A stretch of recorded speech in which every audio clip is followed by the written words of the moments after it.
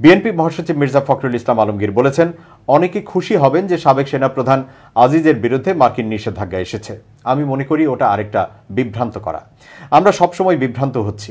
এর আগে র্যাবের বিরুদ্ধে সংগঠন হিসেবে হয়েছে, পুলিশের 9 জনের বিরুদ্ধে হয়েছে। তাতে কি তাদের ভয়ঙ্কর যাত্রা বন্ধ হয়েছে? হয়নি। মঙ্গলবার রাজধানীর সেগুনবাগিচায় ঢাকা রিপোর্টার্স ইউনিটিতে এক আলোচনা সভায় এসব কথা বলেন তিনি। সাবেক সেনাপ্রধান জেনারেল অবসরপ্রাপ্ত আজিজ আহমেদের ওপর যুক্তরাষ্ট্রের নিষেধাজ্ঞা আরোপের প্রসঙ্গ টেনে মির্জা ফখরুল বলেন, আপনারা সবাই জানেন আজকে খবর এসেছে সাবেক সেনাপ্রধানের ওপর নিষেধাজ্ঞা আরোপ করেছে। কেন? দুর্নীতি এবং গণতান্ত্রিক প্রতিষ্ঠানগুলোকে প্রভাবিত করা ও জনগণের বিশ্বাস ক্ষুণ্ণ করা।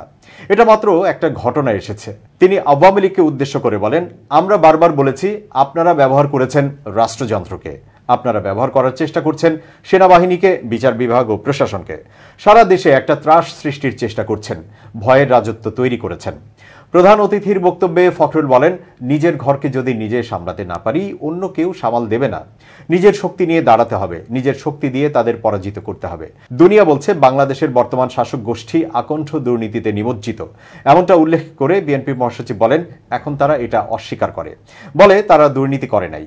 এখনো বিভিন্ন মামলায় সাজাপ্রাপ্ত হয়ে বিএনপির 1000-এর বেশি নেতাকর্মী কারাগারে রয়েছেন দাবি করেন মির্জা ফখরুল।